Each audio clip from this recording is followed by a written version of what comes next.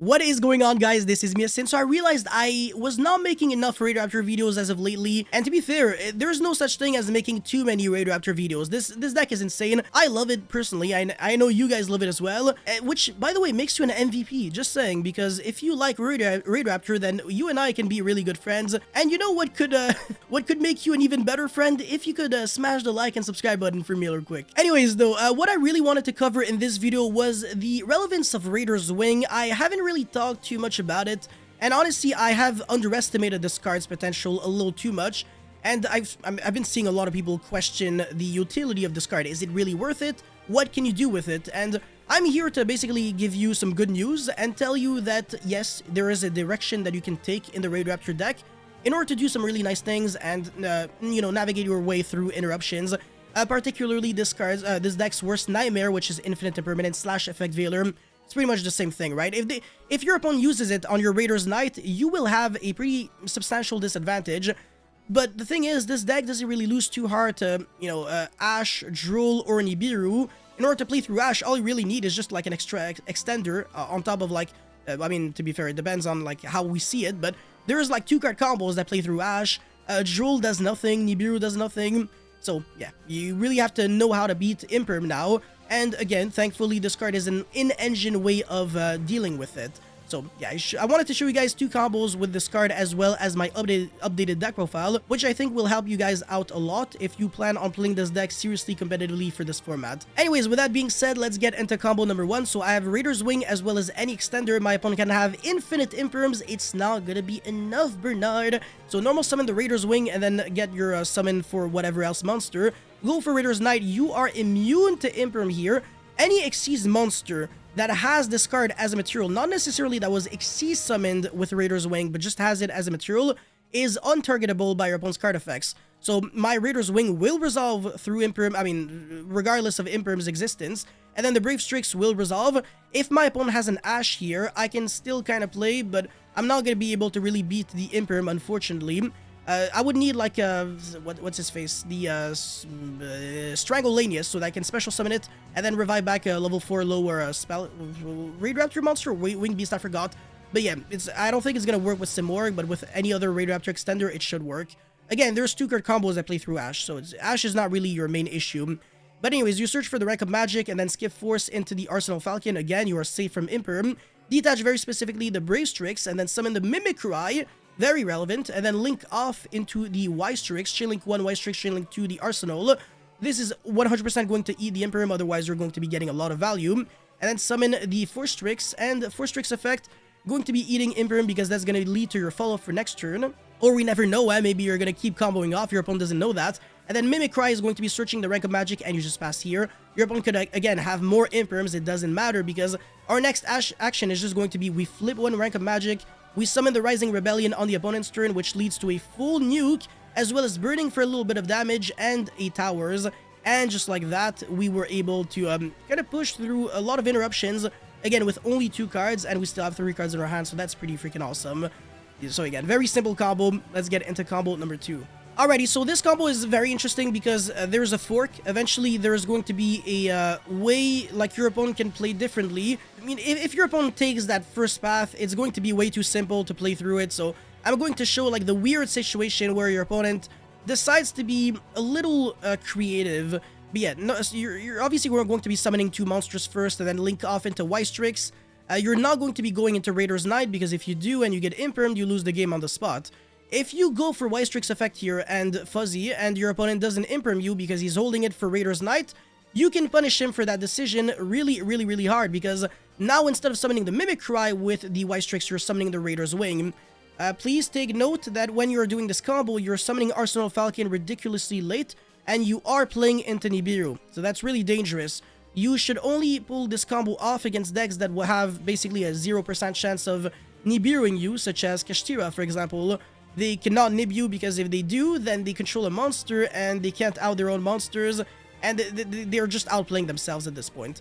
But yes, you summon the Raider's Wing, and then you summon your other extender, and you go for a Raider's Knight.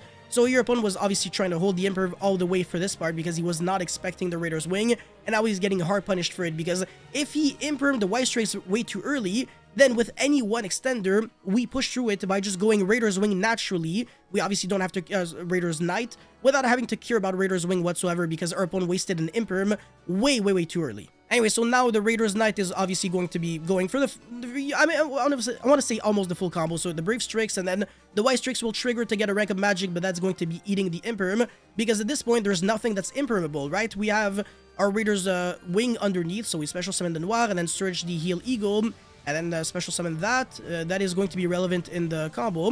And then link off into Wise Strix and then Arsenal Falcon special summon the Force Strix, detach in order to search your deck for Tribute Lanius and then normal summon that. We did normal summon, so that's convenient, and then send the Mimicry, which is going to be searching for the rank of magic, and then Force Strix detach in order to search the Strangle Lanius, and then Noir Lanius banish itself to make the Heal Eagle level 4, while gain 1 level, and then rank of magic on the Force Strix, summon the Rising Rebellion, special summon the Strangle Lanius, and we can use its monster effect. By the way, yes, it is for a Raidraptor monster and not a Wing Beast, so it does not work with Simorg. Revive back the Fuzzy Lanius because we do control an Xyz monster with a Dark Xyz underneath. Very important stipulation, by the way. And then we can overlay the Heal Eagle as well as the Fuzzy Lanius for a Force Strix, detach the Heal Eagle, very specifically, not the Fuzzy. Otherwise, you would be going like -2. And then search your deck for a follow-up, doesn't really matter too much. Recycle back the Rank of Magic, and then Rising Rebellion, copy the Force Strix, which searches you yet another follow-up. You really want those materials to go in the grave because you want your Rank of Magic to be able to use them from the grave in order to summon the Rising Rebellion next turn. And then we said one. All that was with 2 cards through a held Imperm, because again, if your opponent wasted an Imperm too early, it works in your favor the majority of the time, because then you can combo even if you don't have Raider's Wing in your deck list. But yeah, Rank of Magic, blow everything up, and then you take damage, and then I trigger to get a Rank of Magic that doesn't really matter, and I just win the game because I have double towers, a bunch of monsters, and place for days for next turn. Anyways, let's get into the deck profile now. Alrighty, so for the deck list, I mean, it's pretty simple and really clean and minimalistic. So if you want to play like, I guess I want to say like a Raidraptor only deck without the runic cards, because I did feature a deck list with those cards. This, I want to say, is probably one of the best deck lists that you can look at. Everything is there except for the main deck, Glorious Bright, or rather the Barrage, as well as the Roost. What a weird name, honestly. I mean, it is what it is, right? But yeah, these cards are kind of bricks if you're going second, so they don't really achieve anything, and you can still summon a bunch of towers even without them. They really just add like extra gas of like drawing 1 card, shuffling back your resources. But if you're playing multiple copies of Force Strix, Wise Strix, and you know, the other cards, then you should be fine, honestly. You can delegate Roost to the side. And same thing with the Glorious Bright. It's only relevant if people are on Typhon, but nobody's playing that card. So again, you really don't have to care too much about having an Omni Negate when, again, nobody's on Board Breakers either. So you really want your deck to be as consistent and clean as possible. Anyways, for the Raidraptors, obviously 3 Tribute Lanius, the 1-card combo. Foolish Burial also is a 1-card combo, because you're going to have to send a Mimicry and then search the Tribute, which sends the Fuzzy. That's the beauty about playing Fuzzy. It just makes every card just better. Honestly, this card is just the best Raidraptor extender. Triple Raider's Wing. If you are committing to playing Raider's Wing in your deck, you might as well play 3, otherwise it doesn't make too much sense. Especially when we factor in the existence of Swallow's Cowrie, which is kind of like a Swallow's Nest, but instead of special summoning, you add... you can use this on draw phase to play around draw, so it's not like it really has too many drawbacks. And you don't have to tribute necessarily a monster on your field, but also from the hand. So it's nice in Flunderies as well as in this deck, and it's a TCG exclusive only. 3 Strangle Lanius, makes sense. 3 Zamorg, 3 Bloom Vulture, double Mimicry, 1 Noir, 1 Heal, 1 Vanishing. No Pain. Pain Lanius is garbage, it doesn't do anything. I used to play it, but I was wrong for doing so. Basically... the only positive thing that Pain Lanius does is allow Noir Lanius and another bad Raidraptor to be full combo, but with this configuration, if you've got Noir Lanius plus anything here, you're usually fine anyways, so it doesn't really change anything. Yeah, I was doing that because I had like 3 Noir in my deck list for no given reason, but that would just lead to too many normal summons, and we still have the normal summon issue because of Raider's Wing, so that's the reason why I think just 1 Noir and no Pain is much better. And also, you want as many level 4 monsters as humanly possible in order to make Swallow's Cowrie good, because you can only search a monster, a Winged Beast, with the same level as the one that you tributed, which is relevant. So yeah, this is maxing out on, I want to say, consistency and usefulness and utility, because if you only have 1 Mimicry, you have no grind game. So I think the second one is really relevant, and this card doesn't suck at all.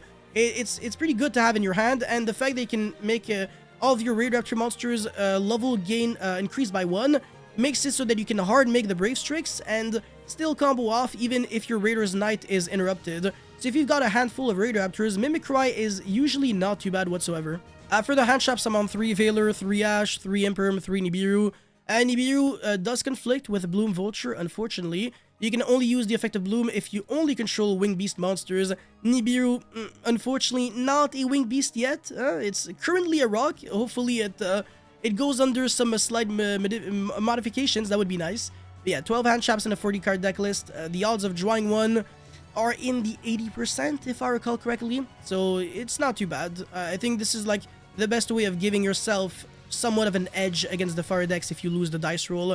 If you go for the board breaker approach, my issue is that the deck just doesn't feel like unfair enough, right, when you go for a push. And again, I really wanted to delegate the bricks, quote unquote, to the side deck so that my main deck would be as clean as possible. For my extra deck, I really want the extra deck to be Raidraptor focused because I'm playing Fuzzy Lanius. The only non-Raidraptor is SP. And I guess you can say Arc Rebellion is not a Raidraptor either, but it is part of the theme because you can summon it off of Raider's Knight. And it's kind of like the Utopia double package OTK of the deck. You can kill your opponent without having to really full combo in 4 summons. Summon number 1, summon number 2, summon number 3, Raider's Knight, summon number 4, Arc Rebellion.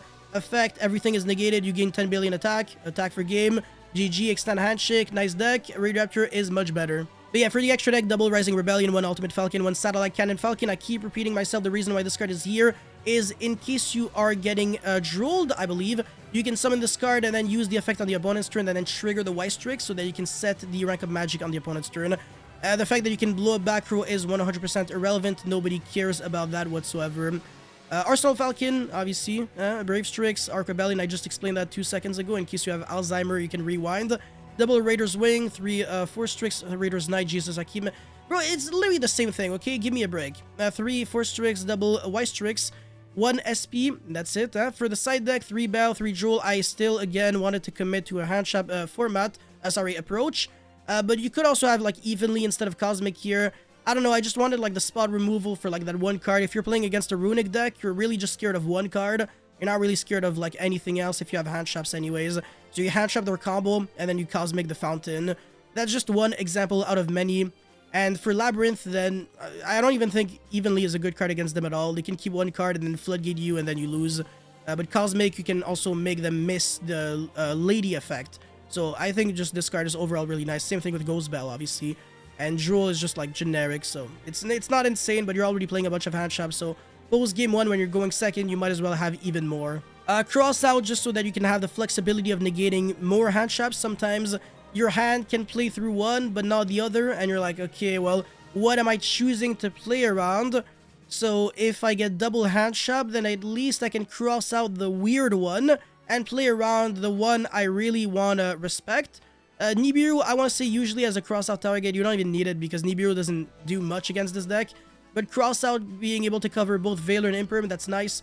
Alternatively, you could also have Sky Striker, Eagle Booster, as well as Seravis. Both of these cards are pretty nice. And Magical Midbreaker Field as well, another decent options. And again, Trap card as well as Roost in the side deck. And the one Simorgh Repulsion.